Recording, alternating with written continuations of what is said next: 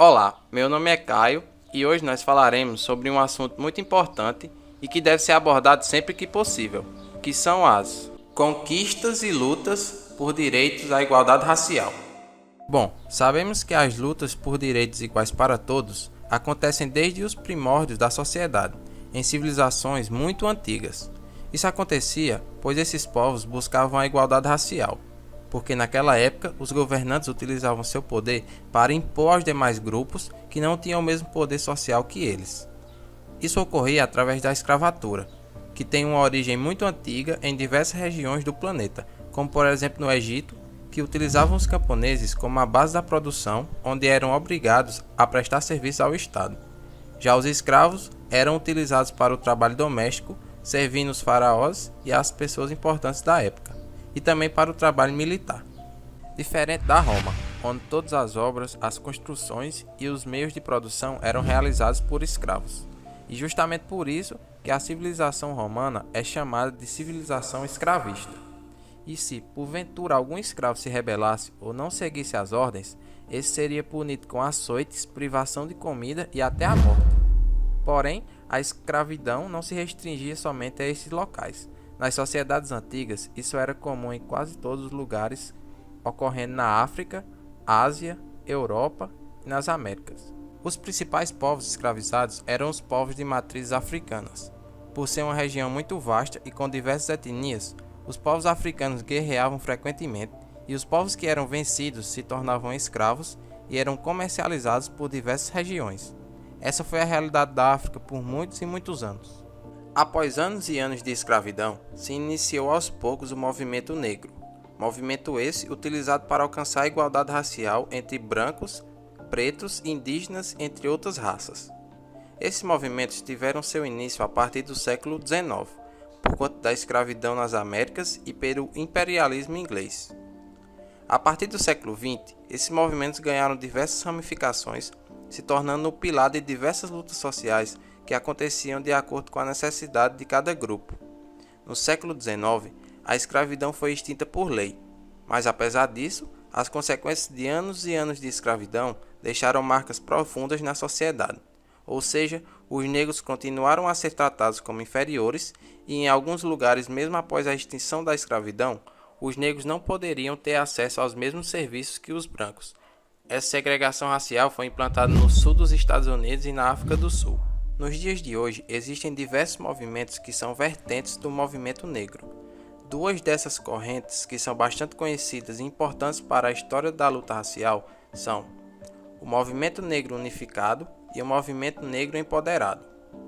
O Movimento Negro Unificado tem sua origem bem antiga.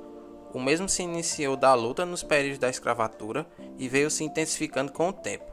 Se tornou ainda mais forte na década de 1960 e ficou conhecido no mundo todo. Esse movimento se inspirava em algumas personalidades importantes nos Estados Unidos, que estavam engajados nas lutas por direitos raciais como Martin Luther King Jr., Malcolm X, James Baldwin e Angela Davis. Enquanto isso, o movimento negro empoderado teve seu início na década de 1960 e ganhou mais força a partir dos anos de 2000. O neoliberalismo e a desigualdade entre negros e brancos foi muito importante para o crescimento desse movimento. E no Brasil, será que existem essas lutas e movimentos? Sim, existe.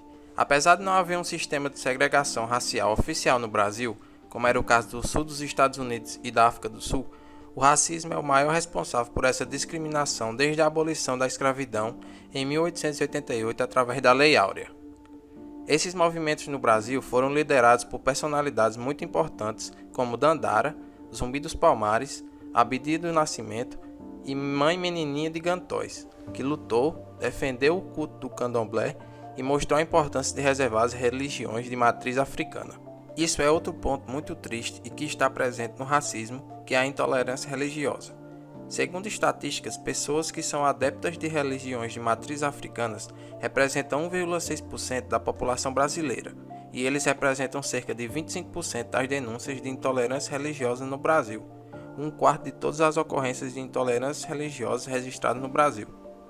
Muitas outras pessoas foram responsáveis por essa luta por igualdade no Brasil, como a socióloga, ativista e política Marielle Franco. Desde 2016, Marielle atuou na defesa dos direitos humanos, na população negra e das mulheres e a mesma denunciava a atuação de milícias nas comunidades cariocas e intervenções de tropas federais nas favelas do Rio de Janeiro. Infelizmente, Marielle foi assassinada no dia 14 de março de 2018 e, segundo a investigação policial, ela foi assassinada por uma milícia carioca. Como resultado de grandes movimentos raciais, também temos as suas conquistas. No Brasil, por exemplo, temos a criação da Lei nº 12.711/12 e a Lei nº 12.990/14, também chamadas de Lei de Cotas. Na primeira, temos que 50% das vagas em cursos e universidades devem ser destinadas a pessoas que se autodeclaram pretos, pardos e indígenas, e também aos estudantes de escolas públicas. Já a segunda lei prevê que 20% das vagas em editais e concursos públicos sejam reservadas a pessoas pretas, pardas e indígenas.